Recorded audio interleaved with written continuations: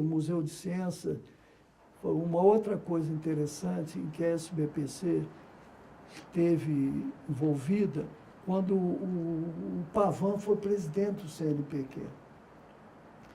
Então, foi possível fazer a Estação Ciência em São Paulo por iniciativa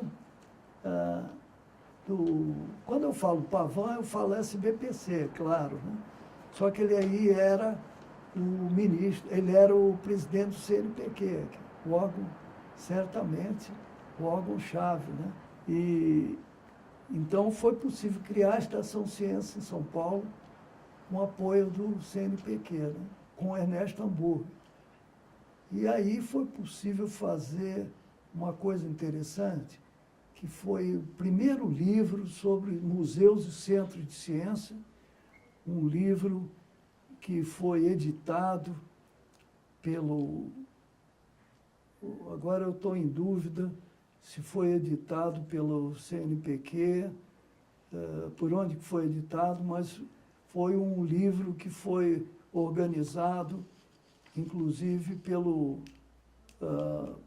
Ernesto Hamburger, pelo Silvério Crestana, também, que trabalhava lá, e foi feito o primeiro grande reunião sobre centros e museus de ciência na América Latina. Foi publicado um livro com todos os museus de ciência que existiam na América Latina, né, nessa época. É um documento que eu acho que é importante ter também, porque sem difusão científica, né, que é o sonho aqui do Adilson nessa tarefa aqui na própria Universidade Federal, você não infecciona o país, né? Não há uma epidemia de ciência. Vamos pensar, não da epidemia do Zika, né? Vamos pensar que tal uma epidemia de ciência no Brasil, de ciência e tecnologia, né? Essa visão de que você tem que ter essa epidemia de ciência e tecnologia passa pelo Zé Reis, né? Quando ele escrevia aquelas gotas de ciência na Folha de São Paulo, né? Diariamente, era com a ideia de infeccionar, né? De realmente trazer a ciência para perto de todos, né? Da população. E o Pavan tinha esse mesmo sonho, né? Que é o sonho que hoje é compartilhado, né? Pela Helena Nada, que foi compartilhado pela SBPC, jovem pela SBPC, que procurou espalhar essa visão da ciência, né? Então, eu acho que a SBPC realmente é aquele veículo que mantém acesa essa chama de que o caminho para a nossa liberação desses 500 anos de colonização machista, escravista, sem uma visão de independência inovadora, o grande portador dessa chama é a SBPC, né? E os outros órgãos, como a CAPES, né? Que foi criado, o INEP, foi criado pelo Anísio Teixeira. Quando você vê, esses sonhadores estão mais ou menos todos juntos, né? E um desses grandes sonhadores foi o Anísio Teixeira com a Escola Nova, né?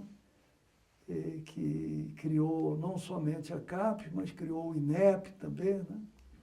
E a Escola Nova, né? Que depois foi expulsa, porque a visão de uma ciência comandada por um socialista não caiu bem no Brasil, sobretudo para os líderes católicos, né? Que viram que a presença do Anísio no Conselho Nacional de Educação era uma presença perturbadora, né? Naquela época o Brasil começou a cair, né? Realmente, essa história da educação brasileira, ela caminha junto com a história da ciência no Brasil também, né? E eu acho que essa história precisava ser contada juntos, né? A história da educação é inseparável de ciência, tecnologia e inovação, né? E de democracia também, né? Uma coisa que eu gostaria de contar também, que está ligada à SBPC, porque está ligada, de uma certa maneira, à genética brasileira, foi a criação da Embrapa Instrumentação aqui em São Carlos, também há 32 anos atrás, né? Não foi à toa que no CNPq eu sentava ao lado do presidente da Embrapa, Eliseu Roberto Alves. Então eu falei com o Eliseu, olha, com a Embrapa nunca vai poder realmente cumprir a missão dela se não tiver informática, bioinformática, se não tiver físico, matemático, gente de imagem. Não pode ter um agronegócio brasileiro só com biólogos, veterinários, geneticistas. Tem que ter uma interdisciplinaridade maior. E o Eliseu é um indivíduo estupendo, né? Presidente da Embrapa, tinha criado muita coisa boa na Embrapa, no Brasil inteiro, né?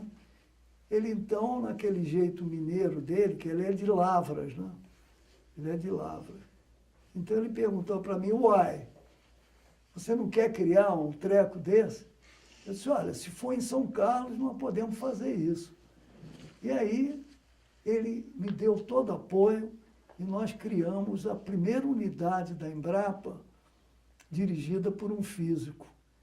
E com físicos lá, como o Silvio Crestana, que trabalhava em ótica quântica não linear, aqui no Instituto de Física, e que dizia que não, que o que ele queria era trabalhar com física de solo.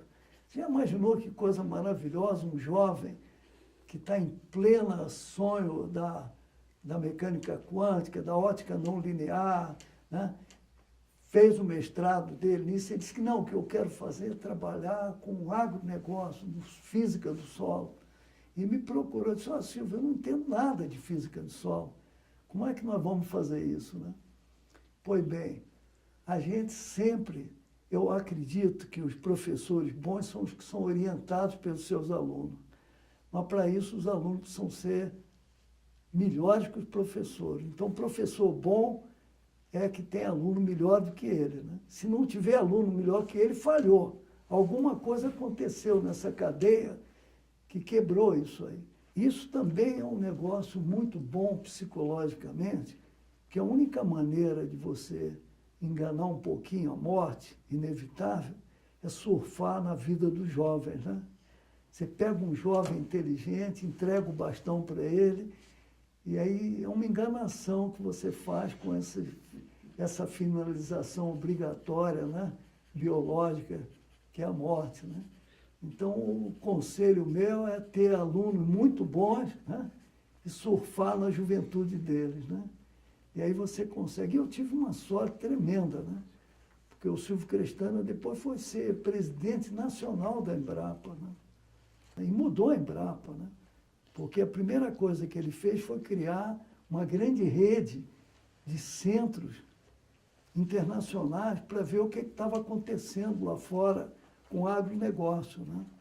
Então, ele criou o que se chama Laboratórios no Exterior, LABEX, nos Estados Unidos. Ele mesmo criou, junto com a Embrapa americana, que é a USDA, United States Department of Agriculture, em Washington. Ele foi para lá e criou um laboratório. Quando ele foi presidente da Embrapa, ele criou na França, na Inglaterra, na China, na Coreia. Hoje a Embrapa tem uma rede de laboratórios internacionais no mundo inteiro, né? Quer dizer, isso foi uma coisa nascida da Embrapa, da cabeça do Silvio Crestana, que é uma das pessoas mais notáveis que o Brasil teve. Ele foi, juntamente com o Glaucio, do governo do Lula também, né? Foi presidente da Embrapa, chamado do Lula, né? E ele fez uma revolução na Embrapa tremenda, né? Esses sonhos da SBPC, eles foram infeccionando várias gerações aí, né? E eu acho que a Embrapa, que agora está, inclusive, fui informado pelo Adilson, né, que tem uma proposta de união da Embrapa com a Federal aqui, né? Eu acho que isso daí é a bola de neve desses sonhos, né? Que eu acho que são importantes. Eu fico muito feliz de ter o Glaucio aqui, porque o Glaucio foi uma dessas pessoas que mudou o CNPq também, né? Foi na mão dele que foi criado o programa Central de Globalização da Ciência Brasileira, com Ciência Sem Fronteiras, né? Que você carregou nas costas, né, Glaucio? E eu acho que essas coisas todas se entrelaçam aí, né? Tinha um poeta francês, o Jacques Prévert, né? Que ele falava na cadeia, né? Em que tudo se liga, né? La chaîne ou tout s'enchaîne, né?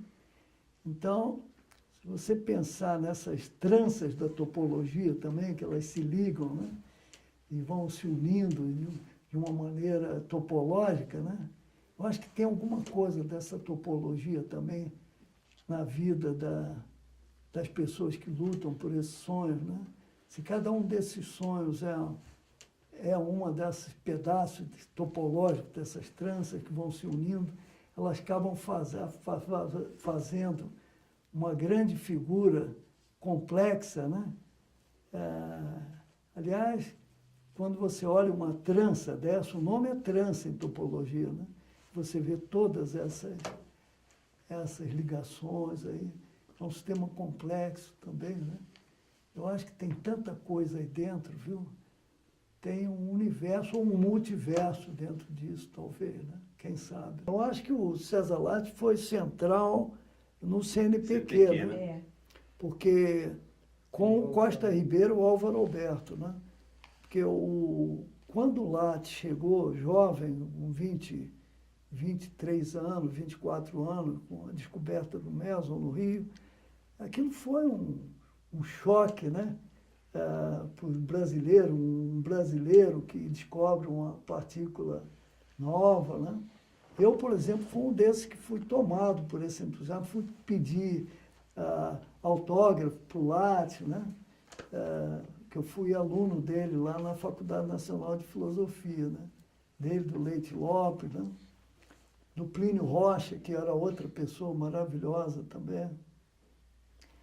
E naquele tempo foi o Costa Ribeiro que foi ao Senado brasileiro, que naquele tempo era no Rio, junto com o Álvaro Alberto, conseguiram criar uma cátedra para o Lattes.